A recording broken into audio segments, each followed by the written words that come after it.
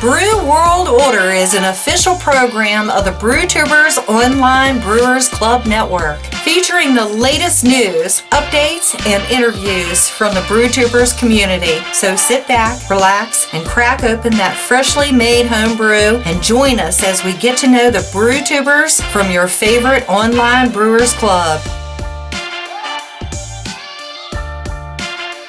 The Brew World Order is sponsored by our friends at Imperial Yeast, Beer and Wine Hobby, 5 Star Chemicals, and the Brewtubers online merch store. And now your host, Leo J. Bailey. Hello, ladies and gentlemen. Welcome to episode number 3 of the Brew World Order. I am your host, Leo J. Bailey. Cheers, people. Hope the hell y'all are doing just fine. Oh, yeah. Enjoy your homebrew if you don't already have one in your hands at this stage. I do.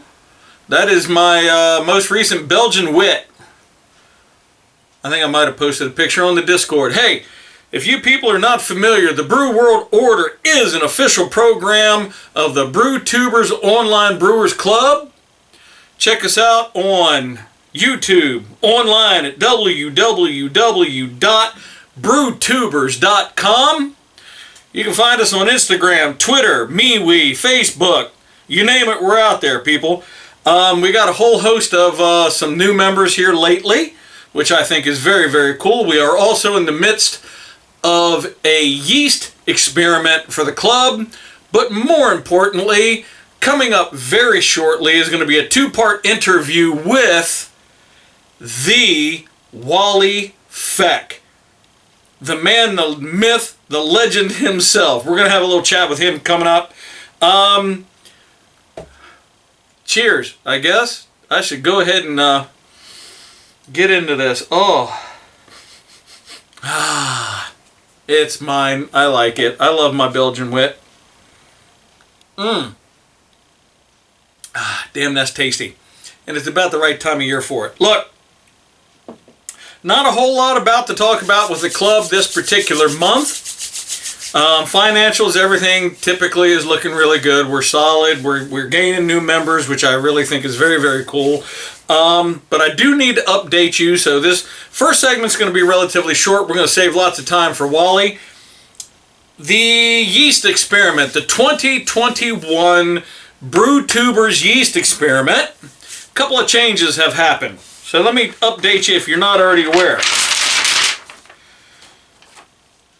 We have 3 beers that are being made, 3 different hubs. Each hub, obviously, whatever the basic beer is, and then it's the yeast that's different. If you didn't already know that, if you don't, go back and watch episode 2. Get with the program. I can tell you this. The DKN, the Drop Quebec Nate, we're done. Deadline for that was May 1st through May 7th. We are just now waiting for beers to be shipped, getting into their proper places, and scoring to begin. However, we have 2 more beers. We have the Saison. I know there's a fair amount of guys that already started brewing that. The new, don't pay attention to last show, the new deadline is June 4th through June 11th. We changed a couple things. It's fluid, people. Work with us. Hub 3, the Belgian Dubel. Some people mistakenly say double. Not. Dubel. The Belgian Dubel. Oh, sorry, Gary. I can't do it now with a straight face. Saison. That's Hub 2. Yeah, you get the joke. Go back, watch episode 2 again. I'm not going to do this anymore. Belgian Dubel. The deadline for that is June 21st through June 25th. From what I am seeing on the Discord channel, everybody's kind of staying up on that.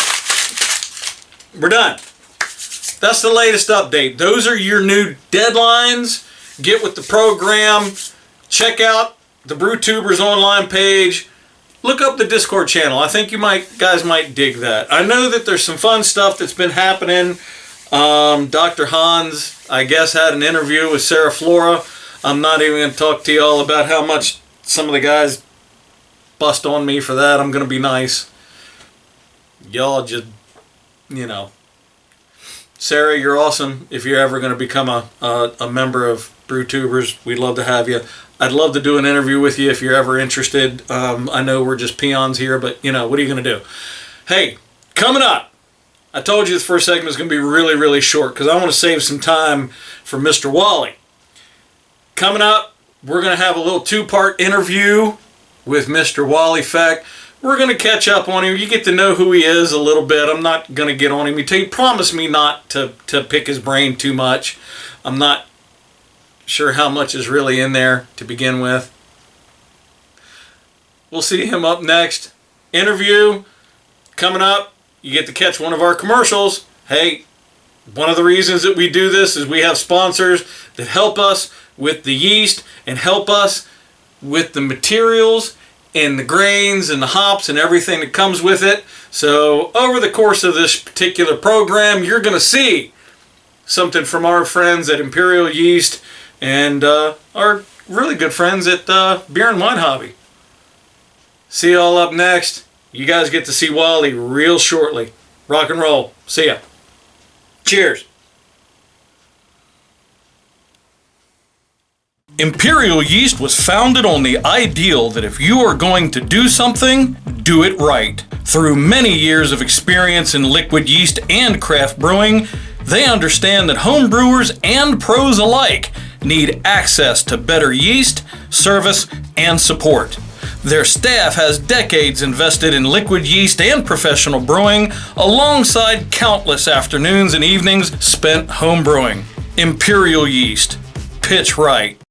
Welcome back, ladies and gentlemen. We are the Brew World Order, and with me, after your wonderful little Imperial Yeast commercial that you just saw, with me on the Zoom, the man, the legend, the myth, the bearded one himself, the Mr. Wally Feck. Yeah, Welcome, legend, sir. man. I love having you, man. Cheers. Cheers to you.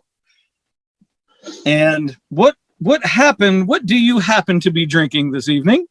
I am drinking. It's just my IPL that I've brewed probably a handful of times now. That's the same recipe that I got second place in the SJ4 a few years ago. Oh, that's right. I forgot. That's actually the one that we brewed on the Zoom meeting. How many months ago was that? And oh my God, that wasn't like the end? Oh no, I remember. You're right. Right. Was that the day that Nick had his complete meltdown? Yeah, and I had a total brain fart too. I messed up my hop schedule, messed up all my water additions. I ended up adding all my water additions to the boil. So yeah, but I mean, it doesn't taste bad. It doesn't taste the same that I remember, but yeah, it's still a pretty good beer. Is it not crazy that some of the most minuscule things that we do, either on purpose or not on purpose, when we either slip up or we forget, it changes things so dramatically? Yeah. I mean, I'm probably the only one that would notice it, but because I drink it. And, really? Yeah. But I did the beer that I actually have now. This is what I like to call the Belgian Wit. This is the beer that I brewed with my daughter, Brandy. Yeah. And I've brewed this twice before, exact same recipe. Both times, what I loved about this beer, and I'm going to send you one anyway. It doesn't matter. Even the Simcoe. I promise you I was going to send you the Simcoe, even though I'm not 100% happy. And I'm going to send you one of these. The first two times I brewed this, I got an underlying, like a peppery. There was a pepper finish. Mm-hmm. It's not there. I couldn't tell you what the hell I did different. Other than the fact that my daughter helped me do it, but we did it. I've done this enough times that I've been consistent. Yeah.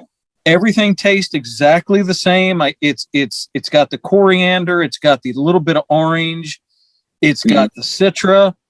It's a clean, simple beer, and I'm not getting the pepper finish that I've had before?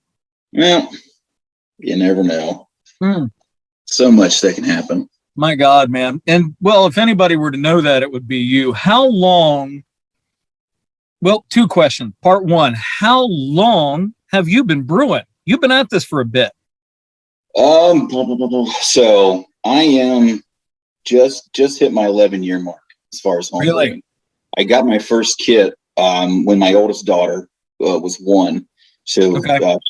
she'll actually turn 13 in November. So it's been a good 11 years that I started. I remember 13-year-old daughters. I'll give her to you. You can I have had her. I had 2. Thank you very much. At the same time. So you've been doing this a bit. You've done some old school stuff. You've had a chance to. Part of that is, I guess, a fairly honest question is kits. How far back?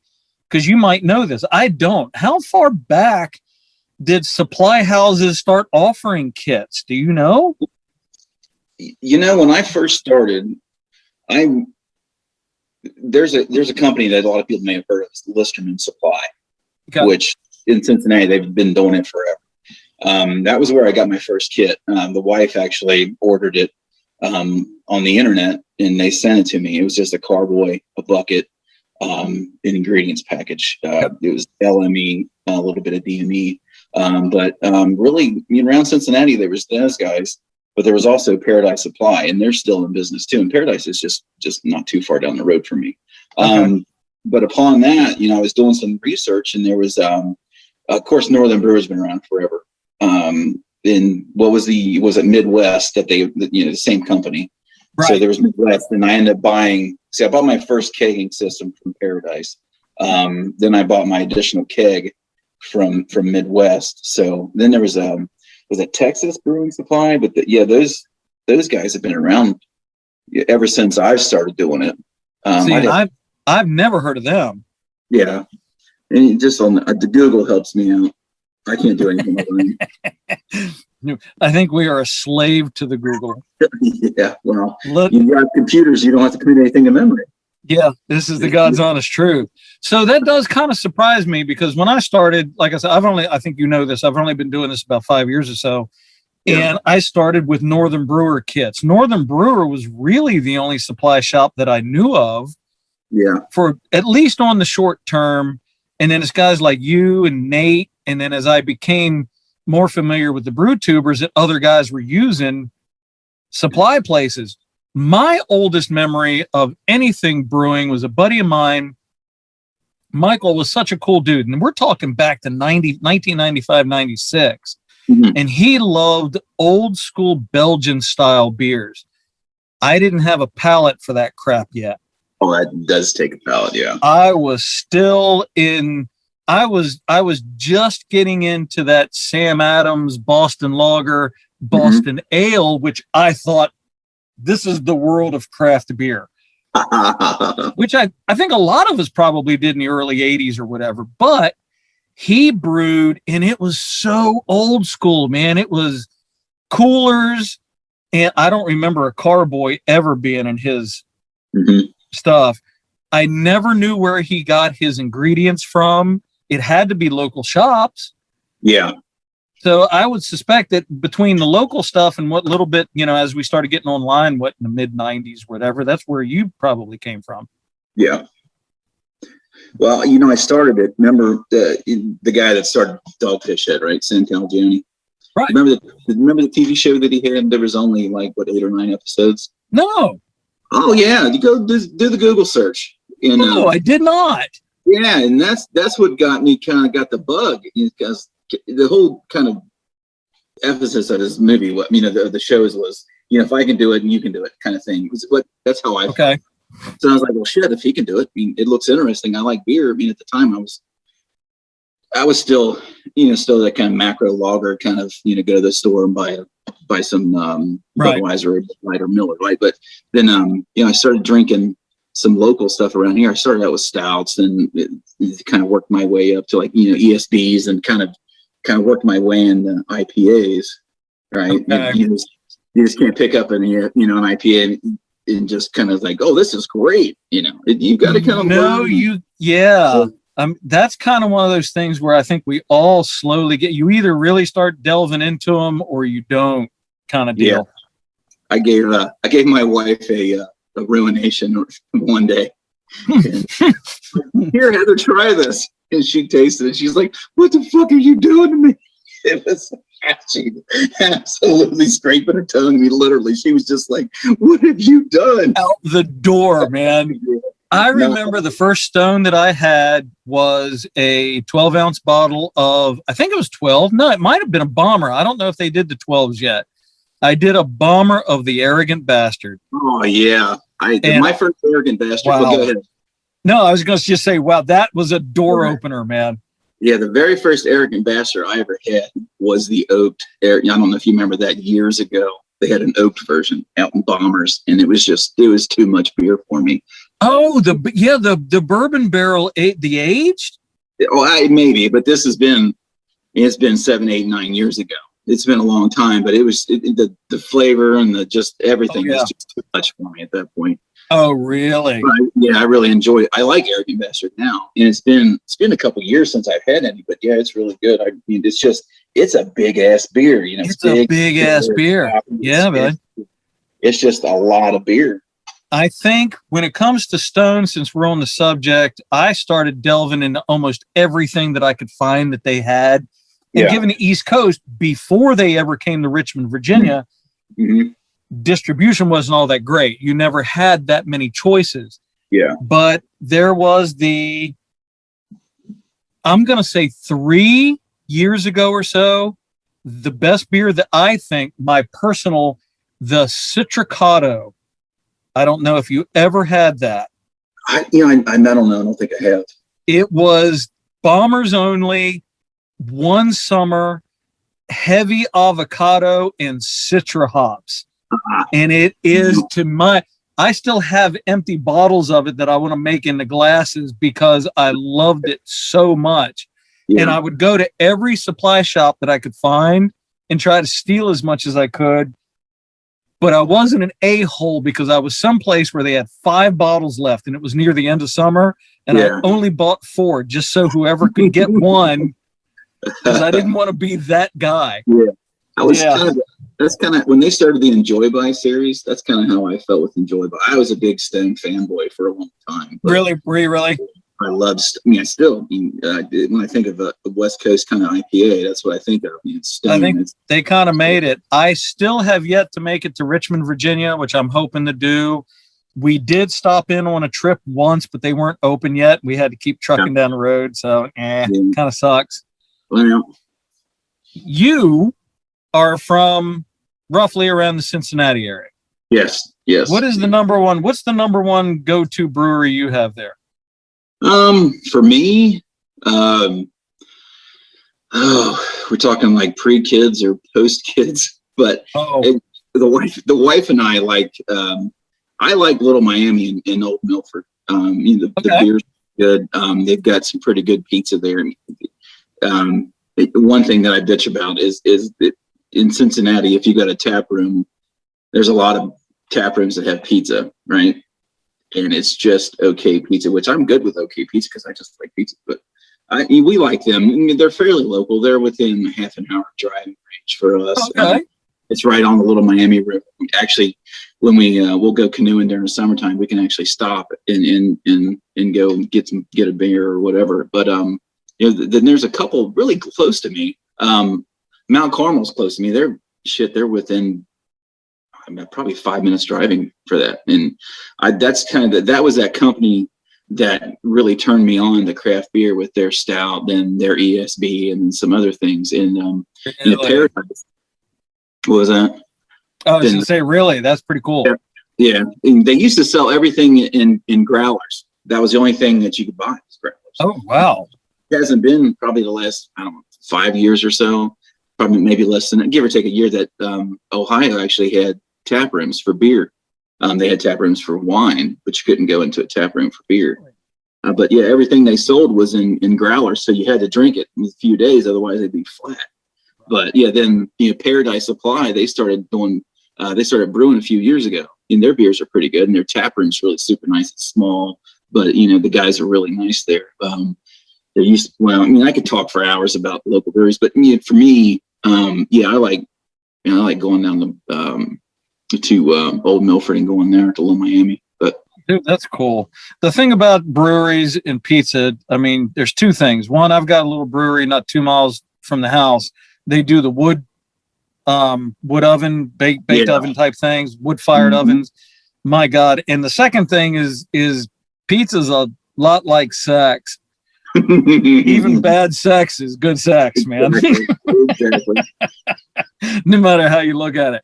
Yep. Ladies and gentlemen, we are having a very brief and introductory discussion with the Mr. Wally Feck. Coming up next, we're going to have a little commercial from our friends, and I guess rightfully so, some of the ingredient supplier of the 2021 Yeast Experiment for Brewtubers. And we're going to have their commercial, and when we come back, we'll talk to Wally about his entry or entries. Do you have one or more? Entry. Yeah. We'll come back and talk to Wally a little bit about that in just a second. Hang tight. Cheers. Beer and Wine Hobby are a family-owned business since 1972 and have been providing the world's finest ingredients and equipment to make wine, craft beer, cheese, cordials, and soft drinks to countless individuals. The trained staff at Beer and Wine Hobby have years of experience and will assist you in solving any problems you encounter during the process, and they are committed to providing you with fast, accurate shipping of your merchandise. You can place orders online at their website or shop the store in Danvers, Massachusetts. Beer and Wine Hobby, family owned since 1972. Welcome back, ladies and gentlemen. We hope that you enjoyed our little commercial from Beer and Wine Hobby out of Danvers, Massachusetts. And yes, they are the people that have been supplying all, if not most of, the ingredients for the 2021 Brewtubers Yeast Experiment.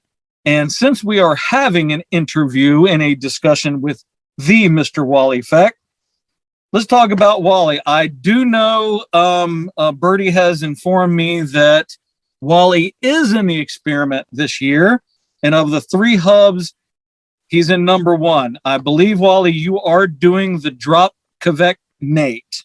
Yes, I am the DKN holdout. I am probably the last to ship. I'm the issue. I'm the issue with the dates. So you're the reason some of the deadlines got pushed back.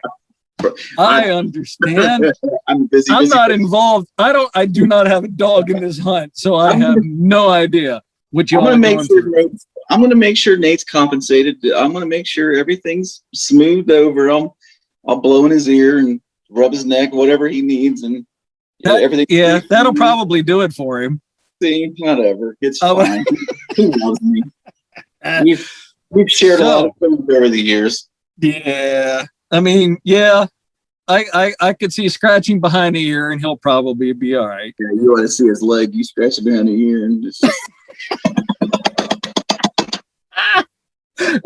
Let's not talk about the fear of a red rocket incident. We don't need that. My God, man. So you are going to do the DKN. However, so for people that I keep trying to remind them, the yeast experiment this year is whatever the basic profile is of the beer. So the DKN, of course, is a Nate beer. Yep. The only thing that everyone is doing different is the yeast. Yes. What yeast are you doing this year? I am actually using a Kvike blend. I got this from I can't pronounce the name of the lab, but I got it a few years ago at NHC in Portland, Maine. Right. Yeah. I got the flake, and it's been in my refrigerator ever since. So I broke the flake. Is about as big as a quarter. I broke the flake in half, made a 1 liter starter. Then that's what I've got. But supposedly, Mike Dean's used it, and I can't even remember the name of the lab. But anyway, it's supposedly a mix of all their Kvike blends. Oh wow! Everything. whatever they've got that at the time, that was it. Educate me a little bit on the Kvike, because I see a tremendous amount of discussion about Kvike. I've never done a Kvike yeast yet. So if you could give me kind of a primer as far as what we're dealing with. The biggest thing that I get from some of the discussion is that the Kvike, one, it attenuates really fast. Yes. It's warmer. Yeah. Mm-hmm. Yeah. I've used Voss and Horndal. My preference is Horndal. It's been a while since I've used any of this stuff. I mean, it's a yeast that I enjoyed, but it's not something that I was totally drawn to. Some of these, a lot of guys have fermented Voss. They've used Voss. They use Horndal. They've used different strains, and the hotter the better. If you like the orange flavors, the more the citrus and stuff. You underpitch, high temperature. I tried to ferment mine at 90. I ended up, my chiller cooled down a little bit farther than I wanted to, so I ended up fermenting at 80, which still. Wow. But, that just seems so unnatural to my experience so far. The first time I did it, pucker factor was pretty high on the scale of pucker factors, and I'm like, you get this stuff just beat in your head. Yep. You got to have ale temperatures are 70, no higher than 75. Whatever it is, you look at the package, and then they're like, well, with Kvike, just put it in there, underpitch it, and make it hot. I'm like, all right. So, the first couple times you use it, you got your fingers crossed hoping to see bubbles in the airlock, right? But I mean, it turns out really good beer, and I have no complaints. It's just where your palate is and kind of where you want to go with what you're making. Gotcha. Right. So you've got your blend. What is, for people that are watching this that would not know, what is your full recipe on this beer? It's basically 2 grains, your pale malt, and your Munich malt. Now the Munich is Vonlander. No, is that right? Is that correct here? Let's see here. I'm totally not prepared. My recipe doesn't give you might be correct, because I seem to remember that we had, was it not? I think Beer and Wine Hobby had to go out of their way to try to find it for us. Yeah, and that's all it is. It's just pale malt and Vonlander Munich, and that's it. I don't know exact. I don't want to go into percentages. It's named recipe. You know what I mean? Right. And you're basically looking at 2 hops. You're looking at Eldorado and Galaxy. And so it's a simple beer, and it's a really good beer. I've made this beer this is probably my 4th time that I've made it. Actually, I made a Brett version of this, which I still have, which tastes nothing like the regular beer, but it's probably, it's probably 4 years old now, and it was 100%. It's 100% Brit C fermented, and right now I've got some bombers of it just right behind my phone on the floor in a box, and it's pretty good. But yeah, it's just a really smooth drinking beer. It's I don't know if you've ever had a chance to swap beers with Nate. It's a good beer. It's a really good beer. I have not, but I will end up sending him 2 of my relatively newbie crappy beers and hope to get something exceptional in return. That sounds like me. Sounds like me talking about my drain swill. Well, you and I, one of the things that I dig you is that early on when I started getting into Brewtubers is you did an ESB with Galaxy, and I had never used Galaxy before. So I stole, I think 99.9% of your recipe and made this ESB that I really, really, really liked. Yeah. I felt that I needed to do something to bring the body up. I haven't brewed it again, but I discovered I immediately had a love for Galaxy at that point. Well, that's Galena. Or not I'm sorry, not Galaxy. Galena. Did I tell you all the shit that I got for that beer? No. Oh my God. I don't want to go into great detail, but I got so much shit in the comments about, and I, talk about my grain bill and all this stuff, and basically I got berated that it's nowhere near a classic ESB. It's not the style, Galena and whatever, all this stuff. Where were you? You weren't catching that on Discord, were you? No. That was someplace else. YouTube and yeah. But, I guess that's why you see guys say Belgian style or what Polish style beer. It was just you know, I had SO2, right? So Right. when I had an English ale yeast, dry English ale yeast. I'm like, fuck it, I'm gonna make something with what I have that's gonna resemble an ESB.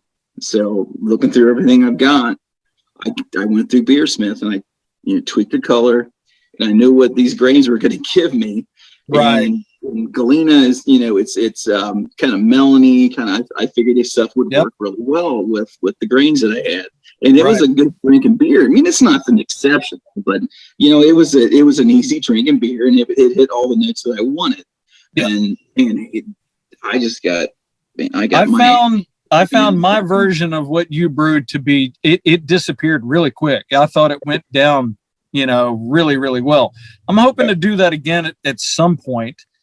In order so that we don't lose track on the experiment, you've got, dude, hey, squirrel, really, real easy to do. You've got your beers getting ready to go out, and I would assume when scoring is going to start with everybody probably relatively soon after you get your stuff out. Yeah, I'm sure. Once Nate receives all these beers, and you know, it's going to be probably a fairly quick turnaround. I'm sure within a couple weeks of everything back, then, you know, I'll probably jump on it. I haven't been posting on YouTube lately, but I'll jump on this stuff. My life is just busy with sports with my kids and stuff. It's just. I'm with you, brother. I think the last time, and probably for me, like I think I mentioned to you earlier, things are going to be a little slow forthcoming, but you know, there's always Brew World Order. There will always be interviews and discussions with somebody within the club somewhere down the line. And with that, before we go, since I think it's going to become a tradition that I started with Matt. Oh God. Who should I interview next? Oh man, after Matt nominated me, I was sitting there after I got done watching the video. I was sitting there thinking, who in the hell am I going to nominate? And you know, you caught on to the process immediately. Thank you. I'm not as dumb as I look, but you know, I was sitting there and I'm thinking to myself, you know, there's the obvious guys that I've known for a while. You know, right. Nate met several times. We've talked on the phone. It's just, and Matt and I've talked a lot. We've not met, and yeah, Nick and Brandon I've met, and you know, we've exchanged messages, but I'm thinking, well, how do I want to go about this?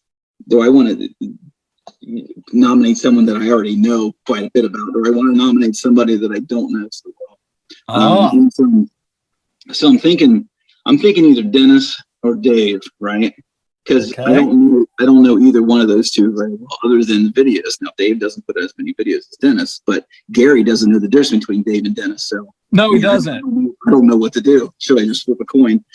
He wouldn't know unless I spell out and make sure that actually, I'd have to make sure his name was under the interview the whole time. Unless their last name was Saison. That's funny that I made a joke about that in the first segment. All right, brother. So who's it gonna be, man? Let's go with Dave. It's somebody that I don't know that much about, so we'll go that route. All right, man. And I know that he's been diving into some stuff with a couple things that I think he's probably a little slightly uncomfortable with. So that's always good to try to talk to somebody that's getting into some stuff. Wally, thank you, brother. Thank you so much for jumping on this. I will continue to strive to make these as entertaining as I possibly can. You were a big help, brother. I greatly appreciate it. No problem, sir. Thank you. Cheers. All right, bud. Good night, everybody. We'll see you next month. Cheers. Later. See you.